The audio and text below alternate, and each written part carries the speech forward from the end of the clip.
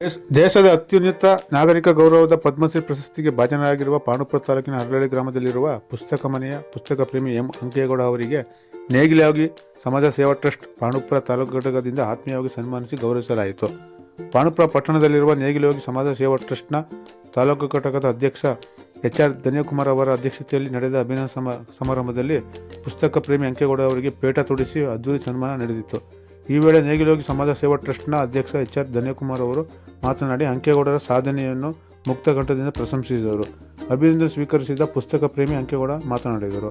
ಕಾರ್ಯಕ್ರಮದಲ್ಲಿ ನೇಗಿಲೋಗಿ ಟ್ರಸ್ಟ್ನ ಗೌರವಾಧ್ಯಕ್ಷ S ಮಲ್ಲಿಕಾರ್ಜುನಗೌಡ, ಕಾರ್ಯದರ್ಶಿ K ಕುಬೇರ್, JDS ತಾಲೂಕು ಅಧ್ಯಕ್ಷ SA ಮಲೇಶ್, ನೇಗಿಲೋಗಿ ಟ್ರಸ್ಟ್ನ ಪದಾಧಿಕಾರಿಗಳಾದ Chandrashekharaiah, CS Bhaskar, M Rajiv, CS Subbegowda, HK Janardhan, MH Nandish, Shankar, CV Srinivas, CA Shantaram, Anita Lokesh, Manjula Shankar Nag, Chaitra ಸೇರಿದಂತೆ ಇತರರಿದ್ದರು. ಅಂಕೇಗೌಡರ ಬಗ್ಗೆ ಮಾತನಾಡಬೇಕು ಅಂದರೆ ದಿನಗಟ್ಟಲೇಬೇಕು. ಏಕೆಂದರೆ ಅವರೇ ನಮ್ಮ ಒಡನಾಟ ಭಾಳಷ್ಟು ಇದೆ. ಕಳೆದ 40 ವರ್ಷಗಳಿಂದ ಕೂಡ ಅವರ ಒಡನಾಟ ಇದೆ. ಅವರು ಪಾಂಡುಪುರ ಸಹಕಾರ ಸಕ್ಕರೆ ಕಾರ್ಖಾನೆಯಲ್ಲಿ ವೃತ್ತಿಯನ್ನು ಪ್ರಾರಂಭಿಸಿದ ದಿನದಿಂದ ಅವರಿಗೆ ಕಾರ್ಖಾನೆಯಿಂದ ಕೊಟ್ಟಿರ್ತಕ್ಕಂಥ ಕ್ವಾರ್ಟರ್ಸ್ನಲ್ಲಿ ಆ ಪುಟ್ಟ ಮನೆಯಲ್ಲಿ ಸಂಗ್ರಹಿಸಿದಂಥ ಪುಸ್ತಕಗಳು ಇವತ್ತು ಕೂಡ ನಮಗೆ ನೆನಪಾಗ್ತವೆ. ಅಂದಿನಿಂದ ಇಂದಿನವರೆಗೂ ಕೂಡ ಅವ್ರ ಸಂಪರ್ಕದಲ್ಲಿ ನಾವಿದ್ದೀವಿ. ಇದು ಪದ್ಮಶ್ರೀ ಪ್ರಶಸ್ತಿ ಪಡ್ಕೊಂಡಿರ್ತಕ್ಕಂಥದ್ದು ಅಷ್ಟು ಸುಲಭದ ಕೆಲಸ ಅಲ್ಲ. ಅದಕ್ಕೆ ಬಹಳಷ್ಟು ಪರಿಶ್ರಮ ಇದೆ, ಬಹಳಷ್ಟು ಸಾಧನೆ ಇದೆ, ಬಹಳಷ್ಟು ತ್ಯಾಗವನ್ನು ಮಾಡಿದ್ದಾರೆ ಅಂಕೇಗೌಡರು. ಅವು ಒಂದೊಂದು ಘಟನೆಯೂ ಕೂಡ ನಾವು ಯಾಕೆ ಅವ್ರನ್ನ ಯಾವಾಗಲೂ ಗೊತ್ತೀವಿ ಅಂದರೆ ಕೆಲವು ಅನುಭವ ಆಗಿರ್ತವೆ. ಕೆಲವು ಈ ಘಟನೆಗಳು ಅವರು ಹೇಳದಂಥ ಸಂದರ್ಭಗಳಲ್ಲಿ ನಾವೆಲ್ಲರೂ ಕೂಡ ನಿಜ ಒಂದು ಒಳ್ಳೆಯ ಮೆಟ್ಟಲನ್ನ ಹತ್ತಬೇಕಾದ್ರೆ ಎಷ್ಟೆಲ್ಲ ತೊಡಕುಗಳಾಗ್ತವೆ ಅನ್ನೋದು ಅವ್ರ ಮಾತಿನಿಂದ ನಮ್ಗೆ ಅರ್ಥ ಆಗ್ತದೆ. ಹಾಗಂತೇಳಿ ಅಂಕೇಗೌಡರು ಏನು ದೊಡ್ಡ 20 ಲಕ್ಷ ಪುಸ್ತಕ ಸಂಗ್ರಹಿಸಿದ್ದಾರೆ ಅಂದರೆ ದೊಡ್ಡ ಶ್ರೀಮಂತ ಕುಟುಂಬದಿಂದ ಏನು ಬಂದವರಲ್ಲ. ನಿಮ್ಮ ಹಾಗೆ ಚಿನ್ಕುರ್ಳಿ ಗ್ರಾಮದಲ್ಲಿ ಭಾಳ ಒಬ್ಬ ರೈತ ಕುಟುಂಬದಲ್ಲಿ ಜನಿಸಿದಂಥವ್ರು. ಅವರ ಶಿಕ್ಷಣದ ನೋವು ಇವತ್ತು ಅವರ ಸಾಧನೆಗೆ ಒಂದು ಮೆಟ್ಟಲಾಯಿತು. ಓದಿಕ್ಕೆ ಪುಸ್ತಕನೇ ಸಿಗದೇ ಇರ್ತಕ್ಕಂಥ ಕಾಲದಲ್ಲಿ ಪುಸ್ತಕವನ್ನು ಸಂಗ್ರಹಿಸಿ ಬಡ ವಿದ್ಯಾರ್ಥಿಗಳಿಗೆ ಅನುಕೂಲ ಆಗಬೇಕು ಮುಂದೊಂದು ದಿನ ಅಂತೇಳಿ ಅವತ್ತು ಪಣ ತೊಟ್ಟವರು ಇವತ್ತವರೆಗೂ ಆ ಹಾದಿಯನ್ನು ನಿಲ್ಲಿಸಿಲ್ಲ. ಅವರೆಲ್ಲರೂ ಕೂಡ ನೋಡಿದ್ದೀರಿ. ಅಂಕೇಗೌಡರ ಬಗ್ಗೆ ಹೆಚ್ಚಿಗೆ ಹೇಳಬೇಕಾಗಿದೆ. ಯಾಕಂದರೆ ಅವರೆಲ್ಲ ಹಾದಿಯನ್ನು, ಅವರೆಲ್ಲ ಚಟುವಟಿಕೆಯನ್ನು ಎಲ್ಲರೂ ಕೂಡ ನಿರಂತರವಾಗಿ ನೋಡ್ಕೊಂಡು ಬಂದಿದ್ದೀವಿ. ಅವರೊಬ್ಬ ಪುಸ್ತಕ ಹುಚ್ಚ ಅಂತ ಹೇಳ್ತಾರೆ. ಅವ್ರ ಪುಸ್ತಕನ ತರ್ತಾ ಇದ್ರೆ ಇನ್ನೊಬ್ಬ ಹುಚ್ಚ ತಂತಂತಂದು ಅದಕ್ಕೆ ಅಡಿಕದವನೇ ಪುಸ್ತಕ ಅಂತ ಅಂದಿರೋದು ಉಂಟು.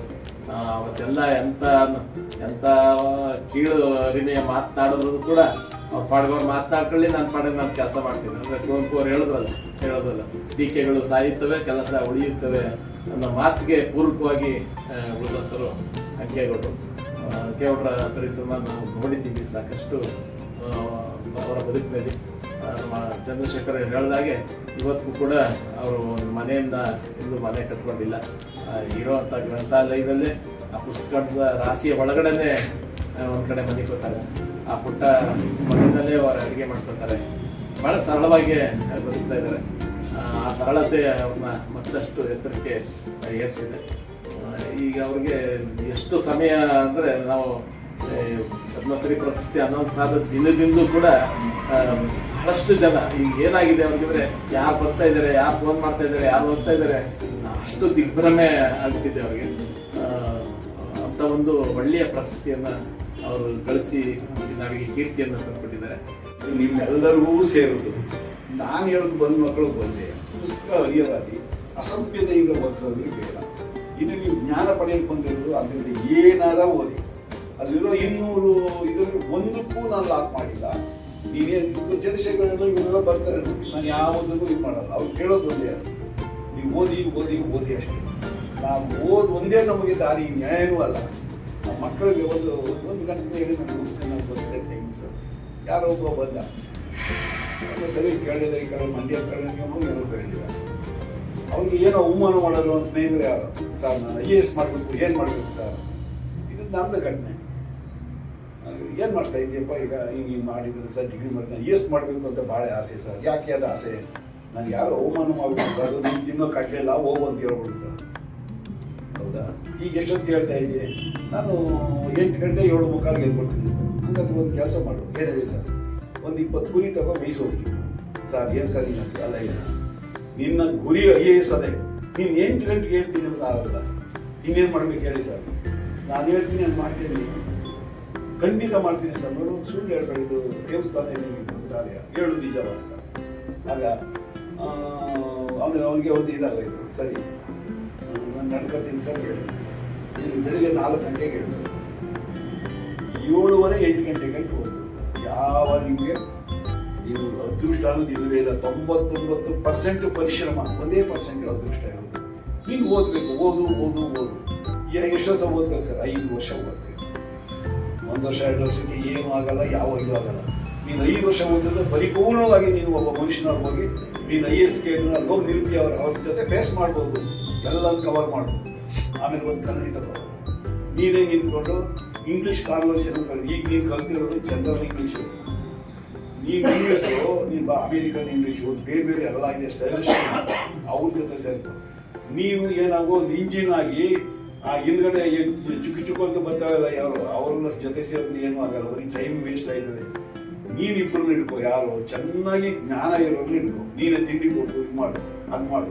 ಮನೇಲಿ ಹಚ್ಕೊಂಡ್ರೆ ನೀನು ಹೋಗಿ ನೀನು ಪಾಸ್ ಆದರೆ ನಾನೇ ಜವಾಬ್ದಾರ ಏನಿಲ್ಲ ನೀನು ಅಲ್ಲಿ ಅಕ್ಕಪಕ್ಕದಲ್ಲಿರೋ ಸ್ನೇಹಿತರು ಮಾಡು ಆದರೆ ನನಗೊಂದು ವಿಷಯ ಹೇಳು ನೀನು ಅಲ್ಲಿ ಹೋದ್ರೆ ಹೇಗೆ ನಾನು ಫೇಸ್ ಮಾಡಿದೆ ಹೇಳು ಸರ್ ನಾನು ಹೇಳ್ದಂಗೆ ಹೋದೆ ಸರ್ ಫಸ್ಟ್ ಕೂತ್ಕೊಂಡು ಅಂದರು ನಾನು ಕೂತ್ಕೊಳ್ಳಿಲ್ಲ ಇದು ಯಾತಕ್ಕೆ ನಮ್ಮ ಡೀಟೇಲ್ಸ್ ಹೇಳ್ತಾರೆ ನಿಮ್ಮ ಮಕ್ಕಳುಗಳನ್ನ ಯಾವ್ದಾದ್ರು ಕಂಪ್ಲೀಟ್ ಮಾಡಿದ್ದೀನಿ ಈ ಬೇರೆ ದೇಶ ಇದಕ್ಕೆಲ್ಲ ಆಯಿತು ಸರ್ ಆಗ ಕೂತ್ಕೊಳ್ಳೆ ನಾನು ಹೇಳಿದೆ ಮೊದಲು ಸರಿ ಕೂತ್ಬೇಡ 2 ಸಲ ಸೌಜನ್ಯ ಕೂತ್ಕೊ ಅವ್ರು ಕೇಳೋ ಕ್ವಶನ್ಗಳಿಗೆ ತಪ್ಪಾದಾಗ ಡೈರೆಕ್ಟಾಗಿ ಒಪ್ಕೊ ಆ ಕಡೆ ಈ ಕಡೆ ತಿನ್ನಿಸಿ ಬಳಸೋದ್ರೆ ಅವರೆಲ್ಲ ನಿನ್ನಂಥ 1000 ಜನ ನೋಡಿರ್ತಾರೆ ಅದು ಸುಳ್ಳು ಇದು ಬೇಡ ಇದು ನನಗೆ ಗೊತ್ತಿಲ್ಲ ಸರ್ ಅಂತ ಕರೆಕ್ಟಾಗಿ ಹೇಳ್ಬೋದು ಹಾಗೆ ಹೇಳಿ ಮಾಡು ಹೋಗಿ ಕೇಳ್ದಂತೆ ಅಲ್ಲ ಇವರು 8 ಕ್ವಶನು ಓದಿದರು ಇವ್ರು 3 ಜನ ಕೇಳೋರೆ ಇವ್ರು ಅದೃಷ್ಟು ಏನೋ ಇದ್ದಿತ್ತೋ ಏನೋ ಅದು ಅದೃಷ್ಟ ಬಂದು ಬರುತ್ತೆ ಫುಲ್ ಕ್ಲೀನಾಗಿ ಆನ್ಸರ್ ಮಾಡೋದು ತಿರ್ಗಾ ಹೋಗ್ಬಿಟ್ಟು ಸರ್ ನಾನು ಬಡವ ಸರ್ ಅಲ್ಲ ಯಾರು ನೀನು ಪಾಸ್ ಆಗಿದೆಯಾ ಕಣಯ್ಯ ಹೋಗಯ್ಯ ಪಾಸ್ ಆಗೋದೆ ಅಂದ್ರೆ ಬರೀ ಇಂಟರ್ನಲ್ಲಿ ಇದು ಮನಿ ಪ್ರಪಂಚ ಇದೆಯಲ್ಲ ಅದರಲ್ಲಿ ಅವರು ಆಶ್ವಾಸನೆ ಕೊಡೋಲ್ಲ ಆಗ ಇಲ್ಲ ಸರ್ ದಯವಿಟ್ಟು ಸರ್